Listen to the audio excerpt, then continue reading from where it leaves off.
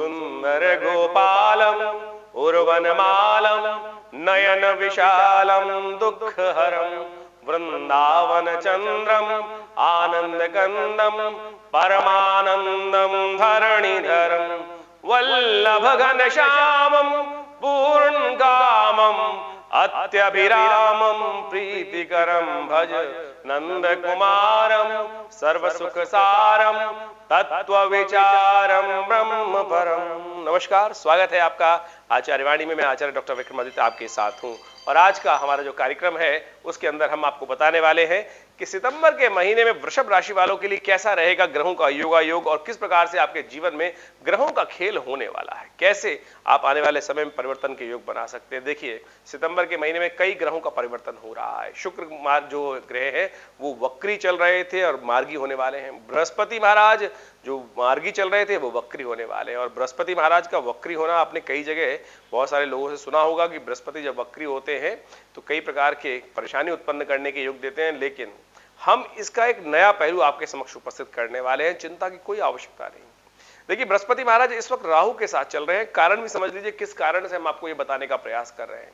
बृहस्पति महाराज इन दिनों राहु के साथ जब चल रहे हैं तो गुरु चांडाल योग का निर्माण हो रखा है, जिसके कारण से बृहस्पति का शुभत्व जो है उसका पूर्ण फल हमको प्राप्त नहीं हो पा रहा है। लेकिन जब बृहस्पति राहु वहां से के साथ राहु जो चल रहे हैं वो हट जाएंगे 31 अक्टूबर के बाद, लेकिन बृहस्पति वक्री गति से वापस अपने उस अंशों पे वापस जाएंगे। लेकिन जब वो पुनः आएंगे तो इन अंशों पर पुनः आपको शुभ लाभ प्राप्त करने के योग देंगे। तो इस प्रकार से गणना को देखेंगे तो बहुत सुंदर योग बनेगा। इसके कारण से आपके जीवन में बहुत अत्यधिक आने वाले समय में, जैसे आप समझें, इसको उदाहरण ऐसे समझ लें कि जिस प्रकार से आप कुछ शुभ होने वाला होता है तो थोड़ी सी 2 स्टेप बैक लेते हैं ना, जब एनर्जी ज्यादा लगानी होती है, और उसके बाद पूरे फोर्स से आप वापस आकर जिस प्रकार से अपनी ताकत को पूर्ण लगाने का प्रयास करते हैं 2 पीछे कदम हटाने के बाद, तो वही बृहस्पति करने वाले हैं और पूर्ण शुभ लाभ देने के योग बनाने वाले हैं। कैसा रहेगा समय, वो आपको सारी बातें हम बताने वाले हैं। साथ साथ शनि का और मंगल का भी जिस प्रकार से षष्टक योग चल रहा है, मंगल का राहु का षष्टक योग चल रहा है, इस संबंध में भी आपको अच्छे से समझ लेना चाहिए कैसा रहेगा आपके लिए। ये बहुत महत्वपूर्ण है। तो वृषभ राशि वालों, आपकी राशि के अनुसार से आपके लग्नेश शुक्र है और आपकी राशि के अनुसार से शुक्र का जो इस वक्त ग्रहों का इन खासतौर पे आने वाले सितंबर के महीने में मार्गी होना है वो आपके लिए बड़ा कल्याणकारी योग बनाने वाला है। कैसा रहेगा समय, कैसा आप उसको लाभ ले सकते हैं, किन किन विशेष क्षेत्रों में आपको लाभ प्राप्ति के योग बनने वाले हैं, वो सारी बातें भी हम आपको बताने वाले हैं। तो सिलसिलेवार तरीके से समझ लीजिए कि आने वाला समय आपके लिए कैसा रहेगा, किस प्रकार से आपको आने वाले समय में अपने आप को तैयार करना है लाभ के लिए, जीवन में आगे बढ़ने के लिए। तो आरंभ करते हैं। सबसे पहले 1 सितंबर की बात कर लेते हैं। देखिए, 1 सितंबर का पंचांग क्या कहता है वो भी समझ लीजिए। विशेष तौर पर भाद्रपद का मास चल रहा है, कृष्ण पक्ष आरंभ हो चुका है और द्वितीया तिथि है उस दिन। 1 सितंबर की बात करें तो शुक्रवार का अवसर है। देखिए, ये जो पक्ष है, जो भाद्रपद मास का कृष्ण पक्ष है, ये 6 तिथि से आरंभ हुआ है। 31 तारीख को पूर्णिमा थी, थोड़ी केवल 2 घड़ी से कमी पहले समाप्त हो गई और उसके बाद प्रतिपदा आरंभ हुई, लेकिन वो अगले दिन के सूर्योदय से पहले ही समाप्त हो गई, तो प्रतिपदा क्षय हो गई। तो इस तिथि में जो पक्ष में पहली तिथि क्षय होना कारण है, जिसके ज्योतिष के दृष्टिकोण से कहा जाता है कि जिस पक्ष की पहली तिथि जो विशेष तौर पर क्षय हो जाती है, कोई भी महीना क्षय तिथि से आरंभ होता है, तो उस महीने में मास में कई प्रकार की प्राकृतिक आपदाएं, कुछ अशुभ होने की घटनाएं संसार में घटने के योग बनते हैं। तो ऐसे में थोड़ा सावधान रहते हुए कार्य करने का आपको प्रयास करना चाहिए, अन्यथा कुछ ना कुछ जो भी आप कार्य कर रहे हैं उसमें थोड़ा सावधान रहते हुए। और विशेष तौर पर तिथि बढ़ भी रही है, घट भी रही है, तो जो शेयर बाजार में काम करते हैं, मार्केट में काम करते हैं, बट जो भाव के लेन देन में काम करते हैं, उनको भी बड़ा सावधानी के साथ कार्य करने की जरूरत है। तो ये समय जो घट बढ़ का रहने वाला है, ऐसे में शेयर में, सट्टे में, इन सब में कुछ बहुत सावधानी के साथ काम करने की जरूरत है। तो आप समझ लीजिए 2 तारीख, जो 1 तारीख सितंबर का है, द्वितीया की तिथि का जो पंचांग के अनुसार से जो योग बन रहे हैं वो आपके लिए कैसा रहेगा। हमें दिखाई देता है कि आपके लिए अच्छे योग बनेंगे और उसकी वजह से 2 सितंबर की हम 1 सितंबर की बात करें तो उस दिन ग्रहों का योग अच्छा है, आपके लिए लाभ के संकेत मिल रहे हैं। आगे आगे बढ़ने में आपको अच्छे से उन्नति के प्राप्त मार्ग प्रशस्त हो सकते हैं। आगे बढ़ने का आपको प्रयास करना चाहिए, बड़ी आश्वस्त होकर काम करेंगे तो उस दिन चंद्रमा की युति भी बहुत सुंदर दिखाई दे रही है। आगे बढ़ने के अवसर आपको प्राप्त होंगे। शुक्रवार है तो उस दिन महालक्ष्मी का पूजन करें, महालक्ष्मी के निमित्त मंदिर में जाकर उनको खीर का भोग लगाइए, कल्याणकारी योग बनेंगे।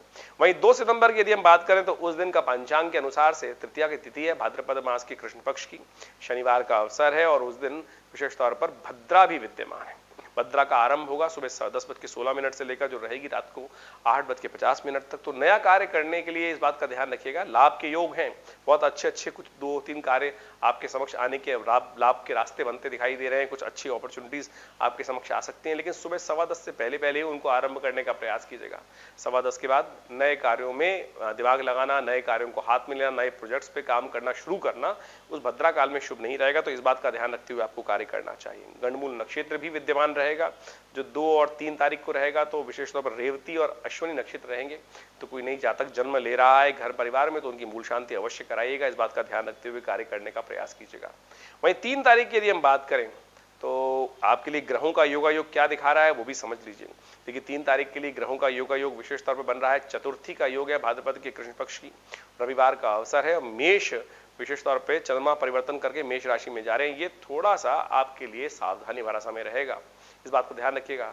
कुछ लाभ और हानि दोनों होने के योग दिखाई देते हैं, धन आगमन और जाने के योग भी दिखाई देते हैं, यानी जहां भी जाएं थोड़ा इस बात का ध्यान रखिएगा, हाथ से कुछ ज्यादा धन खर्च ना हो। आने के योग हैं लेकिन जाने के योग भी साथ साथ दिखाई देते हैं। तो जो एक बात का और ध्यान रखें, rules and regulation properly follow करते हुए कार्य करें, नहीं तो बेकार के जुर्माने आपके समक्ष आने के योग बन सकते हैं। चतुर्थी तिथि है तो भगवान गणेश का स्तवन करें, भगवान गणेश को पीले फूल अर्पित करें, कल्याण होगा, कष्ट दूर होने के योग बनेंगे। अब बात कर लेते हैं 4 तारीख की। 4 सितंबर को ग्रहों का योगायोग दिखाता है कि उस दिन पंचमी है और विशेष तौर पर भाद्रपद मास की पंचमी है और उस दिन शुक्र भी मार्गी हो रहे हैं। सुबह 6:31 पर शुक्र मार्गी होंगे और ये आपके लिए बड़ी शुभ सूचना लेके आएंगे। आपके मित्रों से, आपके सहयोगियों से, आपके परिवार के सदस्यों से आपको कुछ अच्छा सा रास्ता बनने के योग हो सकते हैं और हो सकता है कुछ लोग आपके विमुख चल रहे हो तो वो भी आपके साथ आने के योग बन सकते हैं। आपको कोशिश ये करनी चाहिए कि अपने जीवन साथी का साथ देने का प्रयास करना चाहिए, उनका विरोध नहीं करना चाहिए, वो आपके जीवन में उन्नति का मार्ग प्रशस्त कर सकते हैं। बहुत सुंदर तरीके से शुक्र का मार्गी होना ये साफ साफ दिखाता है कि आपके जीवन साथी जो है वो आपके लिए बहुत अच्छा योग बनाते दिखाई दे रहे हैं, आपके सहयोग में, आपके कार्यों में सहयोग करने का अवसर प्रदान कर सकते हैं। ऐसे में आपको पूर्ण लाभ के लिए माँ विशेष तौर पर शिव के मंदिर में और भगवती पार्वती के मंदिर में जाकर उनको लाल जो पुष्प है वो अर्पित करने का प्रयास करना चाहिए, पूजन करना चाहिए, उससे जीवन में उन्नति के योग और बढ़िया बनेंगे। वहीं 5 तारीख यदि हम बात करें तो ग्रह नक्षत्रों को देखते हुए, पंचांग को देखते हुए उस दिन की तिथि जो है वो षष्ठी तिथि है, भाद्रपद मास की कृष्ण पक्ष की षष्ठी तिथि, मंगलवार का अवसर। और ग्रहों का योगायोग आपके लिए आगे बढ़ने के मार्ग प्रशस्त करेगा, आगे बढ़ने के अवसर तो देगा, लेकिन साथ साथ जितना आगे बढ़ने का प्रयास करोगे साथ साथ कोई टांग पीछे खींचने का भी प्रयास करता रहेगा। तो आप ध्यान रखिएगा, सेहत का भी ध्यान रखने की जरूरत है, आपको खासतौर पर ध्यान रखिएगा। सुबह का समय सेहत के लिए थोड़ा भारी दिखाई देता है और उसके बाद आगे आने वाले समय में लाभ के योग बन जाएंगे। चावल का दान करना और विशेष तौर पर महामृत्युंजय मंत्र का जप करना, भगवान शंकर का महामृत्युंजय मंत्र का जप करते हुए अभिषेक करना, ये अच्छा उपाय है, इसको करने का आपको प्रयास करना चाहिए। बृहस्पति महाराज वक्री हो रहे हैं और बृहस्पति महाराज वक्री होकर ये समझिए आपके लिए शुभ फल प्रदान करने वाले रहेंगे। आपके 12वें भाव में बृहस्पति चल रहे हैं इस वक्त, वहां कहीं ना कहीं धन लाभ के योग तो देते हैं लेकिन कुछ खर्चे भी, जुर्माने करने के योग लगातार आपके लिए बनाए रखे हुए हैं और पूरी तरह से थोड़े से आपके लिए कुछ शत्रु भी उत्पन्न करने के योग दे रहे हैं। लेकिन इस समय उनके वक्री होने के कारण से थोड़ी सी आपके कार्यों में एक मैं कहूंगा सरलता आने के योग बन सकते हैं। ऐसे में आप कोशिश करें कुछ दिन लगातार उपाय करने का प्रयास कीजिए। एक तो ये बात ध्यान रखनी है आपको कि विशेष तौर पर पीली चीजों का दान करने का प्रयास कीजिए। बृहस्पति महाराज वक्री हैं और लगातार यदि आप कुछ दिन तक पीली चीजों का दान करते रहे, कभी लड्डू, कभी पढ़ाई की पुस्तकें, कभी पीले वस्त्र, कभी चने की दाल गऊ को खिला दी भिगो कर, ये सारे उपाय आपके लिए बड़ा कल्याणकारी रास्ते बनाने वाले हैं। वैसे हम अलग से एक वीडियो भी उपस्थित करेंगे इस सब संबंध में, तो आप सब समझकर उनको अनुसरण करने का प्रयास करेंगे तो बहुत सुंदर रहेगा, आपके लिए कल्याणकारी अवसर बन सकते हैं आने वाले टाइम में, तो इस बात का ध्यान रखें। भद्रा रहेगी शाम को करीब 3:46 के बाद, तो इस बात का ध्यान रखें। उस काल में नए कार्य लेने से बचने का प्रयास करना चाहिए, नए प्रोजेक्ट्स को हाथ में लेने से बचना चाहिए। और अब हम बात कर लेते हैं 7 तारीख की। देखिए 7 और जो विशेष तौर पर 6 और 7 तारीख की हम बात कर रहे हैं, 6 सितंबर और 7 सितंबर जन्माष्टमी का अवसर है। कई लोगों के मन में भ्रांति चल रही है कि इस बार जन्माष्टमी के फिर 2 योग बन गए। देखिए जन्माष्टमी उत्सव जो भी है हमारी भारतीय संस्कृति में विभिन्न विभिन्न मत उपस्थित हैं और उन सब के अलग अलग आचार्य हुए हैं और उन सब ने अपने अपने अनुसार से अपने मत दिए हैं।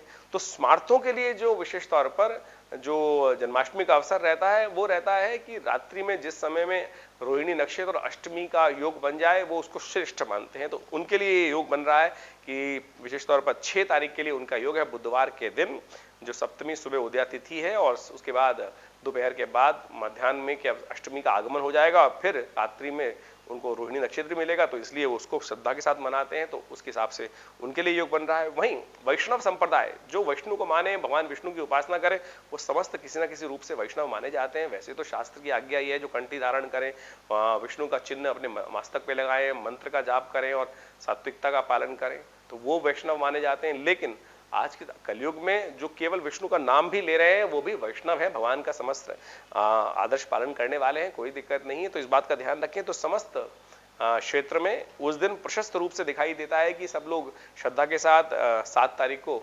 जन्माष्टमी मनाने का योग बन रहा है और उस दिन बड़ी सुंदर तरीके से उदया तिथि के रूप में अष्टमी व्याप्त है और मध्याह्न तक है और बड़ी सुंदर तरीके से उस दिन रोहिणी नक्षत्र भी है और रात्रि तक वृषभ राशि में चंद्रमा चल रहे हैं करीब करीब 11:15 बजे तक। तो सुंदर है, बड़ा सुंदर योग है और ऐसे में भगवान का स्तवन करने का सुंदर अवसर आपको मिल रहा है। षोडशोपचार भगवान का पूजन करें, भगवान को पुरुष सूक्त का जो पाठ है वो करके सुनाएं, भगवान के नाम का संकीर्तन करें, यज्ञ करें, व्रत अवश्य करें। देखिए कहा जाता है कि कोई व्रत करो ना करो, जन्माष्टमी का एक साल में एक ऐसा व्रत आता है कि कैसे ही पाप किए हों, कुछ भी पाप हमारे अज्ञानतावश भी बहुत सारे अशुभ कार्य हो जाते हैं, उन सब से निवृत्ति का मार्ग बन जाता है केवल इस जन्माष्टमी पर जो व्रत कर लेता है भगवान के नाम का स्तवन। व्रत का मतलब क्या होता है? उपवास।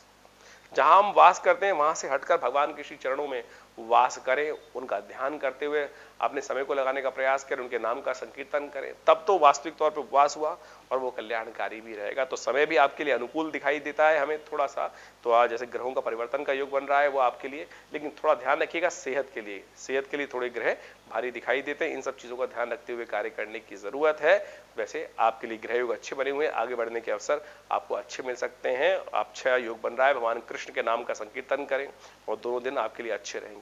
8 तारीख की हम बात कर लेते हैं। 8 तारीख की विशेष तौर पर ग्रहों का योग दिखाता है कि उस दिन नवमी तिथि है भाद्रपद मास की कृष्ण पक्ष की और ग्रहों का योग आपके लिए बड़ा सुंदर सूचना दे रहा है, अनुकूल बना है और विशेष तौर पर आपके कई कार्यों की सिद्धि होने के अवसर आपको बन सकते हैं। आपकी सरलता से कई कार्यों में आपको आगे कार्य करने में रास्ता बनता दिखाई दे रहा है और कोशिशें करें, आपके जो भी कार्य आप कर रहे हैं उसमें माता जी का अपनी माँ का आशीर्वाद लेते हुए कार्य करने का प्रयास कीजिए। सुबह सुबह उनके चरण छूइए और देखिए उनका आशीर्वाद लेकर, उनके निमित्त कुछ उनका आशीर्वाद लेकर काम करेंगे तो बहुत सुंदर तरीके से आपको कार्यों में सफलता प्राप्त करने के योग बनेंगे। महालक्ष्मी जी की उपासना करना बड़ा शिष्ट रहेगा। या देवी सर्वभूतेषु लक्ष्मी रूपेण संस्थिता नमस्तस्यै नमस्तस्यै नमस्तस्यै नमो नमः, यह आज का सिद्ध मंत्र है, तो इसका जप करते हुए कार्य करें, कल्याण के योग बनेंगे।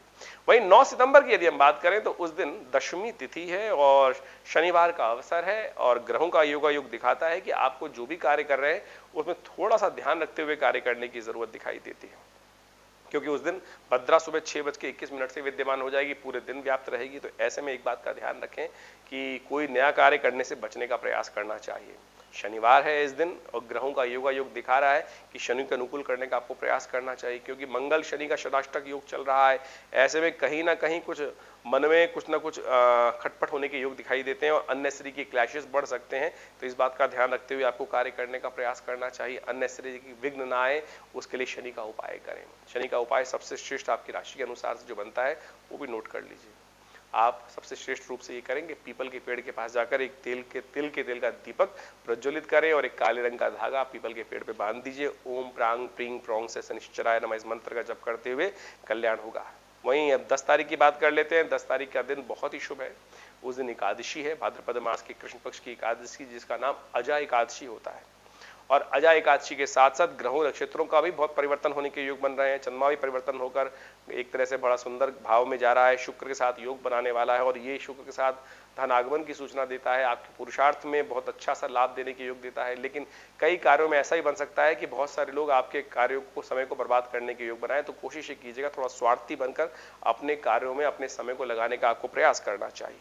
अजा एकादशी है अजा एकादशी का एक बड़ा श्रेष्ठ महत्व शास्त्र के अंदर बताया गया, जिसके अंदर कहा जाता है कि हमारे द्वारा किए गए इस जन्म में बहुत सारे कार्य होते हैं, लेकिन पूर्व जन्म के अपराध भी बहुत सारे होते हैं कई बार, जो हमारे इस जन्म में हमारे भोग बन के हमारे समक्ष में आ जाते हैं और उसके कारण से कई कष्ट होने के योग बन जाते हैं। शास्त्र में कहा गया है कि अजा एकादशी के दिन पूर्व जन्म में किए गए जो अशुभ कर्म है उनसे भी आप निवृत्ति का मार्ग बना सकते हैं। तो उस दिन चावल का त्याग करना चाहिए, भगवान विष्णु की उपासना करनी चाहिए, व्रत का पालन करना चाहिए और अपने पितरों के निमित्त तर्पण इत्यादि भी करना चाहिए। इन समस्त कार्यों को कर कर आप सुंदर तरीके से अपने कष्टों का, कई बार क्या होता है कि हमारे जीवन में हम कार्य कर रहे हैं लेकिन चाहते हुए भी हम कुछ पितरों का भार हमारे जीवन में इस प्रकार का होता है, पूर्व अर्जित जो कर्म है उनके अनुसार ऐसा भार बन जाता है कि उससे निवृत्त हो ही नहीं पाते हैं। तो उनकी निवृत्ति के लिए भगवान का स्तवन करना, भगवान का ये विशेष तौर पर कृष्ण का जाप करना, भगवान कृष्ण के मंत्रों का जाप करना, नमो देवी, विशेष तौर पर नमो भगवते वासुदेवाय, और अपने पितरों के निमित्त तर्पण करना, ये बहुत शुभ कार्य है जिसके द्वारा आप पूर्व जन्म में कृत कर्मों का आप क्षय कर सकते हैं और अशुभ कर्मों का विशेष तौर पर शुभ में परिवर्तित कर सकते हैं। तो ऐसे में अपने पितरों के निमित्त तर्पण कराने की व्यवस्था करनी चाहिए। ये सारे कर्म आप कर कर बहुत सुंदर तरीके से लाभ के योग बना सकते हैं।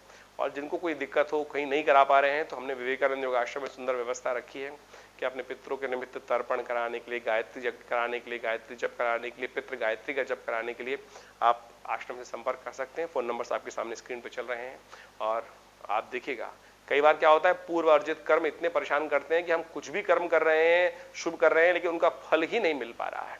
तो ऐसे में पितृ शांति के लिए सुंदर तरीके से इस अजा एकादशी का उपयोग करने का प्रयास कीजिए। देखिए कल्याण के योग बनेंगे, लाभ होगा। धन्यवाद।